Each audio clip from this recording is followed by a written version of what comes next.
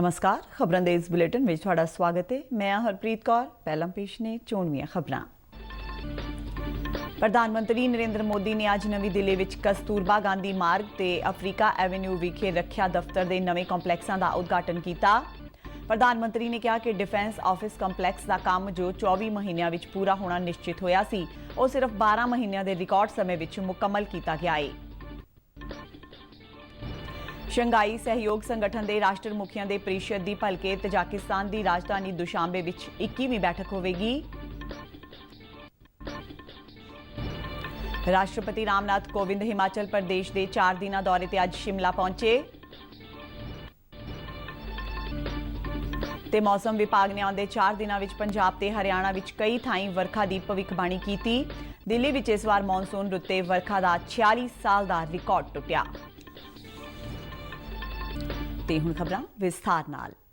प्रधानमंत्री नरेंद्र मोदी ने अज नवी दिल्ली विच कस्तूरबा गांधी मार्ग ते अफ्रीका एवेन्यू विखे रखिया दफ्तर के नवे कंपलैक्सां का उद्घाटन किया। उन्हें अफ्रीका एवेन्यू विखे रखिया दफ्तर कंपलैक्स का दौरा भी किया ते भारतीय थल सेना, जल सेना ते हवाई सेना के अधिकारियों तो इलावा सिविल अधिकारियों नाल भी गलबात की। इस मौके इकट्ठ नूं संबोधन करदिआं प्रधानमंत्री ने कहा कि रखिया दफ्तरां के कंपलैक्सां के उद्घाटन नाल भारत ने आज़ादी के 75वें साल विच राष्ट्र की राजधानी नूं न्यू इंडिया दीआं लोड़ां ते इच्छावां अनुसार विकसित करन वाल एक नवीं पुलांग पुट्टी है। उन्हें इस गल ते अफसोस जाहिर किया कि काफ़ी लंबे समय तो रखिया संबंधी कामकाज दूजी विश्व जंग समय बनाईआं गईआं उसारियां विच ही किया जा रहा सी ते ये उसारियां उस समय अनुसार बैरक दीआं लोड़ां अनुसार कीतियां गईआं सन। नरेंद्र मोदी ने कहा कि नवे रखिया दफ्तर कंपलैक्स नाल साडे रखिया बलां दे कामकाज नूं सुखाला ते प्रभावशाली बनाउण दीआं कोशिशां नूं ताकत मिलेगी। आजादी के 75वें वर्ष में आज हम देश की राजधानी को नए भारत की आवश्यकताओं और आकांक्षाओं के अनुसार विकसित करने की तरफ एक महत्वपूर्ण कदम बढ़ा रहे हैं।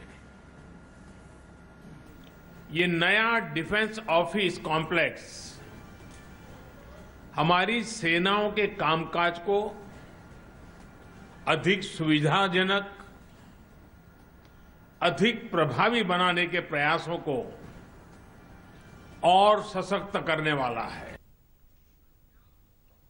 प्रधानमंत्री ने कहा कि डिफेंस ऑफिस कंपलैक्स का काम जो 24 महीनों में पूरा होना निश्चित होया सी, वो सिर्फ 12 महीनों के रिकॉर्ड समय में मुकम्मल किया गया है। उन्होंने कहा कि अजिहा कोरोना हालात के मद्देनज़र अनेकों चुनौतियों के बावजूद होया ते कोरोना संकट दौरान इस प्रोजैक्ट से सैकड़े कामियां नूं रोजगार मिलिया। प्रधानमंत्री ने कहा कि अज असीं जीवन के सुखालेपन ते कारोबार के सुखालेपन ते फोकस कर रहे हैं अते इस विच आधुनिक मूल ढांचा की भी उन्नी ही वड्डी भूमिका है। नरेंद्र मोदी ने कहा कि सेंट्रल विस्टा नाल जुड़िया जो काम हो रहा है उस दे मुढ़ दी भी इहो भावना है।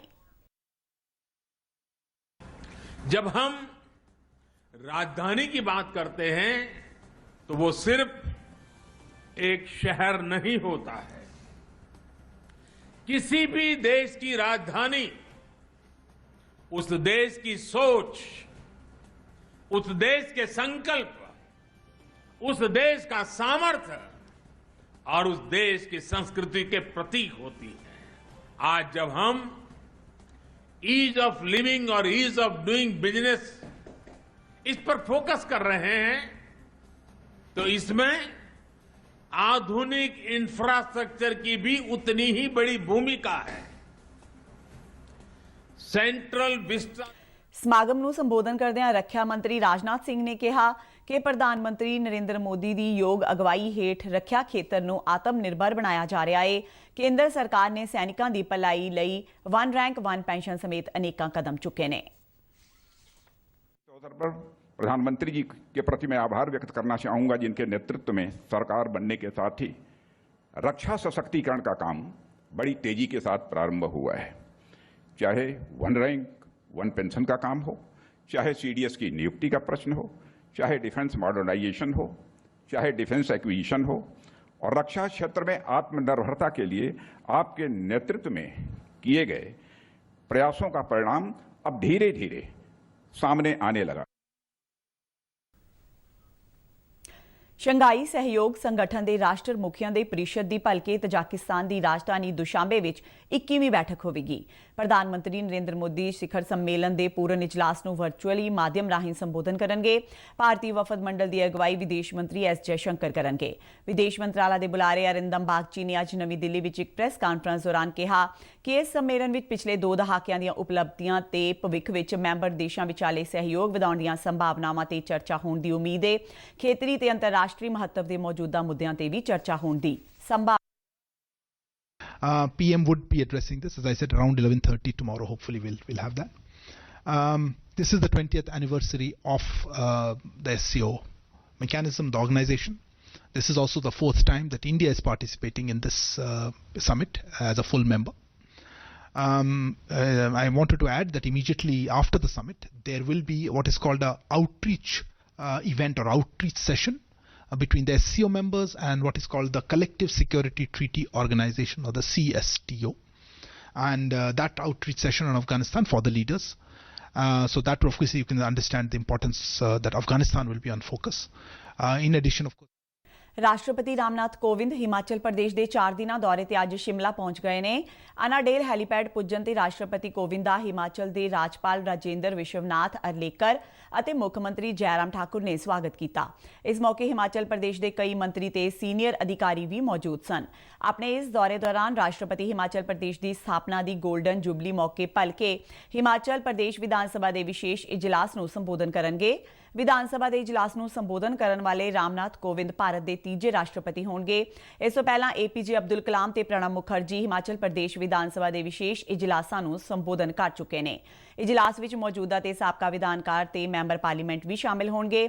ਰਾਸ਼ਟਰਪਤੀ ਕੋਵਿੰਦ ਵੱਲੋਂ ਪਿਛਲੇ 50 ਸਾਲਾਂ ਦੇ ਹਿਮਾਚਲ ਪ੍ਰਦੇਸ਼ ਦੇ ਸਿਆਸੀ, ਸਮਾਜਿਕ ਤੇ ਆਰਥਿਕ ਵਿਕਾਸ ਬਾਰੇ ਪੁਸਤਕ ਵੀ ਜਾਰੀ ਕੀਤੀ ਜਾਵੇਗੀ। आज़ादी का अमृत महोत्सव ਨੂੰ ਸਮਰਪਿਤ आज़ादी का सफर तहत ਅਸੀਂ ਭਾਰਤ ਦੀ ਆਜ਼ਾਦੀ ਵਿੱਚ ਯੋਗਦਾਨ ਪਾਉਣ ਵਾਲੇ ਵੱਖ-ਵੱਖ ਮੰਨੇ ਪਰਮੰਨੇ ਤੇ ਗੁਮਨਾਮ ਆਜ਼ਾਦੀ ਸੰਗਰਾਮੀਆਂ ਦੇ ਜੀਵਨ ਦੇ ਪਹਿਲੂਆਂ ਤੋਂ ਤੁਹਾਨੂੰ ਜਾਣੂ ਕਰਵਾਉਂਦੇ ਹਾਂ। ਇਸ ਤੋਂ ਇਲਾਵਾ ਆਜ਼ਾਦੀ ਦੇ ਸੰਘਰਸ਼ ਨਾਲ ਜੁੜੀਆਂ ਹੋਰ ਗਤੀਵਿਧੀਆਂ ਬਾਰੇ ਵੀ ਦੱਸਦੇ ਹਾਂ। ਅੱਜ ਦੀ ਕੜੀ ਵਿੱਚ ਅਸੀਂ ਤੁਹਾਨੂੰ ਮਹਾਨ ਸੁਤੰਤਰਤਾ ਸੰਗਰਾਮੀ ਮਹਾਵੀਰ ਸਿੰਘ ਰਾਠੌਰ, ਤਾਰਕੇਸ਼ਵਰ ਸੇਨ ਗੁਪਤਾ ਦੇ ਸੰਘਰਸ਼ ਤੋਂ ਇਲਾਵਾ ਭਾਰਤ ਦੀ ਚੋਣ ਪ੍ਰਣਾਲੀ ਨੂੰ ਜਾਤੀ ਦੇ ਆਧਾਰ ਤੇ ਵੱਖ ਰੱਖਣ ਦੇ ਬਰਤਾਨਵੀ ਸਰਕਾਰ ਦੇ ਫੈਸਲੇ ਦੇ ਵਿਰੋਧ ਵਿੱਚ ਪੁਣੇ ਦੀ ਯਰਵਦਾ ਜੇਲ੍ਹ ਵਿੱਚ ਮਹਾਤਮਾ ਗਾਂਧੀ ਦੀ ਭੁੱਖ ਹੜਤਾਲ ਬਾਰੇ ਦੱਸਾਂਗੇ। ਪੇਸ਼ ਹੈ ਇੱਕ ਰਿਪੋਰਟ।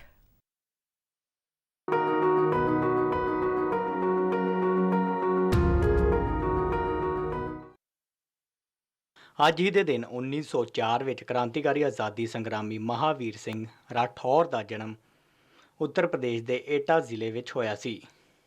6ਵੀਂ ਜਮਾਤ ਦੀ ਪੜ੍ਹਾਈ ਦੌਰਾਨ ਹੀ ਉਹ ਆਜ਼ਾਦੀ ਸੰਗਰਾਮ ਵਿੱਚ ਕੂਦ ਪਏ ਸੀ। ਬਾਅਦ ਵਿੱਚ ਉਹਨਾਂ ਨੇ ਕ੍ਰਾਂਤੀਕਾਰੀ ਸੰਗਠਨ ਨੌਜਵਾਨ ਭਾਰਤ ਸਭਾ ਦੀ ਮੈਂਬਰੀ ਸਵੀਕਾਰ ਕਰ ਲਈ ਸੀ। ਰਾਠੌਰ ਨੇ ਭਗਤ ਸਿੰਘ, ਬਟੁਕੇਸ਼ਵਰ ਦੱਤ ਅਤੇ ਦੁਰਗਾ ਦੇਵੀ ਨੂੰ ਲਾਹੌਰ ਦੇ ਮੋਜਾਂਗ ਹਾਊਸ ਤੋਂ ਫਰਾਰ ਹੋਣ ਵਿੱਚ ਮਦਦ ਕੀਤੀ ਸੀ। ਉਹਨਾਂ ਨੂੰ ਦੂਸਰੇ ਲਾਹੌਰ ਸਾਜ਼ਿਸ਼ ਮਾਮਲੇ ਵਿੱਚ ਗ੍ਰਿਫਤਾਰ ਕੀਤਾ ਗਿਆ ਸੀ। ਜੇਲ੍ਹ ਵਿੱਚ ਬੰਦ ਕੈਦੀਆਂ ਦੇ ਨਾਲ ਅੰਗਰੇਜ਼ ਸਰਕਾਰ ਦੀ ਬਦਸਲੂਕੀ ਦੇ ਖਿਲਾਫ ਹੋਈ 1933 ਦੀ ਭੁੱਖ ਹੜਤਾਲ ਵਿੱਚ ਵੀ ਰਾਠੌਰ ਨੇ ਹਿੱਸਾ ਲਿਆ ਸੀ। ਇਸੇ ਭੁੱਖ ਹੜਤਾਲ ਦੌਰਾਨ ਅੰਡੇਮਾਨ ਦੀ ਸੈਲੂਲਰ ਜੇਲ੍ਹ ਵਿੱਚ ਉਹਨਾਂ ਦਾ ਦੇਹਾਂਤ ਹੋ ਗਿਆ। ਰਾਠੌਰ ਦੇ ਪਿਤਾ ਦੇਵੀ ਸਿੰਘ ਨੇ ਇੱਕ ਵਾਰ ਕਿਹਾ ਸੀ ਕਿ ਤੁਹਾਡਾ ਦੇਸ਼ ਲਈ ਲੜਨਾ ਸਾਬਿਤ ਕਰਦਾ ਹੈ ਕਿ ਤੁਸੀਂ ਦਿਲ ਤੋਂ ਗੁਲਾਮੀ ਸਵੀਕਾਰ ਨਹੀਂ ਕੀਤੀ ਹੈ। ਹੁਣ ਜਦ ਆਪਾਂ ਆਜ਼ਾਦੀ ਦੀ ਰਾਹ ਉੱਪਰ ਹਾਂ ਤੇ ਪਿੱਛੇ ਮੁੜ ਕੇ ਨਾ ਦੇਖੀਏ ਤੇ ਆਪਣੇ ਸਾਥੀਆਂ ਨੂੰ ਕਦੀ ਧੋਖਾ ਵੀ ਨਾ ਦਈਏ। 16 ਸਤੰਬਰ ਨੂੰ ਤਾਰਕੇਸ਼ਵਰ ਸੇਨ ਗੁਪਤਾ ਦੀ ਵੀ ਵਰਸੀ ਹੈ। ਉਹਨਾਂ ਨੇ ਚਟਗਾਂਵ ਦੇ ਹਥਿਆਰ ਭੰਡਾਰ ਦੇ ਛਾਪੇ ਵਿੱਚ ਹਿੱਸਾ ਲਿਆ ਸੀ। 30ਵੇਂ ਦੇ ਦਹਾਕੇ ਦੌਰਾਨ ਬੰਗਾਲ ਵਿੱਚ ਕ੍ਰਾਂਤੀਕਾਰੀ ਸਰਗਰਮੀ ਜ਼ੋਰਾਂ ਉੱਪਰ ਸੀ। ਚਟਗਾਂਵ ਹਥਿਆਰ ਭੰਡਾਰ ਛਾਪੇ ਤੋਂ ਲੈ ਕੇ ਰਾਈਟਰਸ ਬਿਲਡਿੰਗ ਉੱਪਰ ਹਮਲੇ ਦੀਆਂ ਘਟਨਾਵਾਂ ਤੋਂ ਬ੍ਰਿਟਿਸ਼ ਰਾਜ ਆਪਣੇ ਆਪ ਨੂੰ ਅਸਹਿਜ ਮਹਿਸੂਸ ਕਰ ਰਿਹਾ ਸੀ। ਭਾਰਤੀ ਕ੍ਰਾਂਤੀਕਾਰੀ ਅੰਦੋਲਨ ਦੇ ਇਤਿਹਾਸ ਵਿੱਚ ਸਭ ਤੋਂ ਜ਼ਿਆਦਾ ਹਿੰਮਤੀ ਕੰਮਾਂ ਵਿੱਚੋਂ ਇੱਕ ਚਟਗਾਂਵ ਹਥਿਆਰ ਭੰਡਾਰ ਦੇ ਛਾਪੇ ਸਨ। 18 ਅਪ੍ਰੈਲ 1930 ਨੂੰ 63 ਲੋਕਾਂ ਦੀ ਇੱਕ ਟੋਲੀ ਨੇ ਚਟਗਾਂਵ ਜ਼ਿਲ੍ਹੇ ਵਿੱਚ ਪੁਲਿਸ ਅਤੇ ਸਹਾਇਕ ਬਲਾਂ ਦੇ ਹਥਿਆਰ ਭੰਡਾਰ ਉੱਪਰ ਛਾਪਾ ਮਾਰਿਆ ਤੇ ਇਸ ਨੂੰ ਬਰਤਾਨਵੀ ਕੰਟਰੋਲ ਤੋਂ ਮੁਕਤ ਕਰਾ ਕੇ ਭਾਰਤੀ ਝੰਡਾ ਫਹਿਰਾਇਆ। ਇਸ ਟੋਲੀ ਦੇ ਮੈਂਬਰਾਂ ਵਿੱਚ ਜ਼ਿਆਦਾਤਰ ਸੂਰੇ ਸੇਨ ਦੀ ਅਗਵਾਈ ਵਿੱਚ ਨੌਜਵਾਨ ਸ਼ਾਮਲ ਸਨ। ਚਟਗਾਂਵ ਦੇ ਕ੍ਰਾਂਤੀਕਾਰੀ ਭਾਵੇਂ ਆਪਣੇ ਤਤਕਾਲੀ ਮੰਤਵ ਵਿੱਚ ਅਸਫਲ ਰਹੇ, ਪਰ ਉਹਨਾਂ ਨੇ ਨੌਜਵਾਨਾਂ ਨੂੰ ਪ੍ਰੇਰਿਤ ਕਰਨ ਵਿੱਚ ਬਹੁਤ ਮਦਦ ਕੀਤੀ। ਇਸ ਦੇ ਬਾਅਦ ਸਖਤ ਪੁਲਿਸ ਕਾਰਵਾਈ ਦੌਰਾਨ ਕਈ ਕ੍ਰਾਂਤੀਕਾਰੀਆਂ ਨੂੰ ਹਿਰਾਸਤ ਵਿੱਚ ਲਿਆ ਗਿਆ। ਉਹਨਾਂ ਵਿੱਚੋਂ ਕੁਝ ਕੁ ਖੜਗਪੁਰ ਦੇ ਨੇੜੇ ਹਿਜਲੀ ਹਿਰਾਸਤ ਕੈਂਪ ਵਿੱਚ ਰੱਖਿਆ ਗਿਆ। ਹਿਜਲੀ ਹਿਰਾਸਤ ਕੈਂਪ ਇੱਕ 2 ਮੰਜ਼ਿਲਾ ਵਿਸ਼ਾਲ ਇਮਾਰਤ ਸੀ, ਜਿਸ ਦੇ ਦਰਮਿਆਨ ਇੱਕ ਟਾਵਰ ਸੀ। ਇਸ ਬਿਲਡਿੰਗ ਦੇ 2 ਗੇਟ ਸਨ। ਕੈਂਪ ਦੇ ਚਾਰੋਂ ਪਾਸੇ 10 ਫੁੱਟ ਉੱਚੀ ਦੀਵਾਰ ਤੇ ਕੰਡਿਆਲੀ ਵਾੜ ਸੀ। ਇੱਥੋਂ ਭੱਜਣਾ ਅਸੰਭਵ ਮੰਨਿਆ ਜਾਂਦਾ ਸੀ, ਫਿਰ ਵੀ 3 ਕ੍ਰਾਂਤੀਕਾਰੀ ਭੱਜਣ ਵਿੱਚ ਸਫਲ ਰਹੇ। ਇਸ ਤੋਂ ਬਾਅਦ ਅੰਗਰੇਜ਼ੀ ਪ੍ਰਸ਼ਾਸਨ ਨੇ ਕੈਂਪ ਦੀ ਸੁਰੱਖਿਆ ਹੋਰ ਸਖਤ ਕਰ ਦਿੱਤੀ। 16 ਸਤੰਬਰ 1931 ਨੂੰ ਸੁਰੱਖਿਆ ਕਰਮੀਆਂ ਦੇ ਇੱਕ ਦਲ ਨੇ ਗੋਲੀਆਂ ਚਲਾਈਆਂ ਅਤੇ ਆਪਣੀ ਰਾਈਫਲ ਦੇ ਹੱਥੇ ਨਾਲ ਕੁਝ ਕੈਦੀਆਂ ਦੇ ਸਿਰ ਪਾੜ ਦਿੱਤੇ। ਇਸੇ ਘਟਨਾ ਵਿੱਚ ਇੱਥੇ ਬੰਦ ਸੁਤੰਤਰਤਾ ਸੈਨਾਨੀ ਤਾਰਕੇਸ਼ਵਰ ਸੇਨ ਗੁਪਤਾ ਅਤੇ ਸੰਤੋਸ਼ ਮਿੱਤਰਾ ਦੀ ਵੀ ਗੋਲੀ ਮਾਰ ਕੇ ਹੱਤਿਆ ਕਰ ਦਿੱਤੀ ਗਈ। ਇਸ ਨਾਲ ਉੱਥੇ ਬੰਦ ਕੈਦੀ ਹੈਰਾਨ ਰਹਿ ਗਏ ਤੇ ਉਹਨਾਂ ਵਿੱਚੋਂ ਇੱਕ ਹਿਮਾਂਸ਼ੂ ਬਸੂ ਨੇ ਦੋਵਾਂ ਪੀੜਤਾਂ ਦਾ ਪੈਨਸਿਲ ਸਕੈਚ ਬਣਾਇਆ ਅਤੇ ਉਸ ਨੂੰ ਆਨੰਦ ਬਾਜ਼ਾਰ ਪੱਤਰਿਕਾ ਦੇ ਸੰਪਾਦਕ ਨੂੰ ਭੇਜ ਦਿੱਤਾ। ਇਹ ਖਬਰ ਮਿਲਦਿਆਂ ਹੀ ਜਤਿੰਦਰ ਮੋਹਨ ਸੇਨ ਗੁਪਤਾ ਅਤੇ ਨੇਤਾ ਜੀ ਸੁਭਾਸ਼ ਚੰਦਰ ਬੋਸ ਕ੍ਰਾਂਤੀਕਾਰੀਆਂ ਦੀ ਦੇਹ ਲੈਣ ਹਿਜਲੀ ਪਹੁੰਚੇ। ਕਲਕੱਤਾ ਵਿੱਚ ਕ੍ਰਾਂਤੀਕਾਰੀਆਂ ਦੀ ਸ਼ਵ ਯਾਤਰਾ ਦੌਰਾਨ ਉਹਨਾਂ ਨੇ ਵੱਡਾ ਜਲੂਸ ਕੱਢਿਆ। ਕ੍ਰਾਂਤੀਕਾਰੀਆਂ ਦੇ ਦੇਹਾਂਤ ਤੋਂ ਨਿਰਾਸ਼ ਹੋ ਕੇ ਕਵੀ ਰਵਿੰਦਰਨਾਥ ਟੈਗੋਰ ਨੇ ਪ੍ਰਸ਼ਨੋ ਸਿਰਲੇਖ ਮਸ਼ਹੂਰ ਰਚਨਾ ਲਿਖੀ ਸੀ। ভগবান তুমি যুগে যুগে দুধ পাঠায়েছ বারে বারে দয়াহীন সংসারে। তারা বলে গেল ক্ষমা করো সবে, বলে গেল ভালোবাসো, অন্তর হতে বিদ্বেষ বেশ নাশো। বরণীয় তারা স্মরণীয় তারা, তবুও বাহির দ্বারে আজ দুর্দিনে ফেরানো তাদের ব্যর্থ নমস্কার। ਕੀ ਤੁਸੀਂ ਜਾਣਦੇ ਹੋ ਕਿ ਦੇਸ਼ ਦਾ ਪਹਿਲਾ IIT ਖੜਗਪੁਰ ਇਸੇ ਹਿਰਾਸਤ ਕੈਂਪ ਉੱਪਰ ਬਣਿਆ ਹੈ।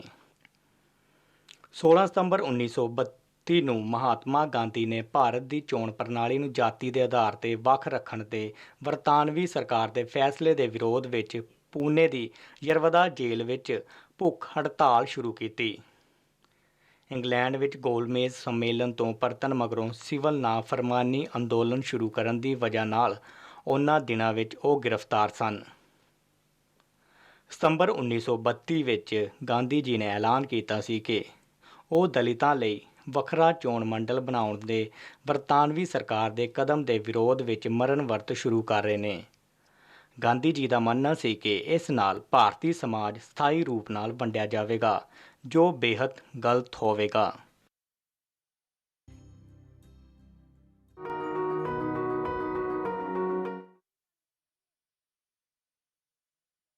मेरो देश दूधो नावे, मेघा दूध दूध बरसावे, जो सैलाब दूध का लावे, साल होया पूरा है 75 रे। मेरो देश बन गयो है बेहतर रे। लाए तकनीकी बौछार, 700 आविष्कार, हो गए आधुनिक घर बार, देखो देखो रे। स्त्रियों को स्वाधीन बनाए, दुनिया भर में नाम कमाए, साल होया पूरा है 75 रे। मेरो देश बन गयो है बेहतर रे।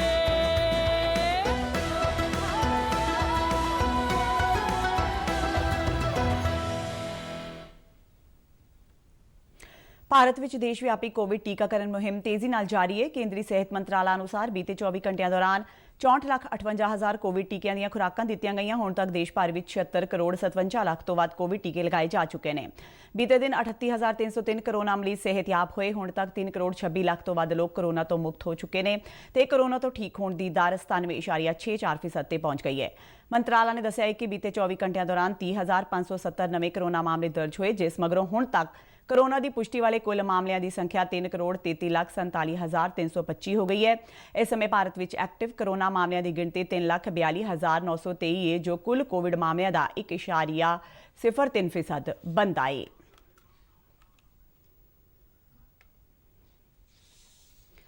ਤੇ ਜ਼ਨਾਲੀ ਖਬਰਾਂ ਦਾ ਇਹ ਬੁਲੇਟਿਨ ਖਤਮ ਹੁੰਦਾ ਹੈ। ਆਗਿਆ ਦਿਓ, ਨਮਸਕਾਰ।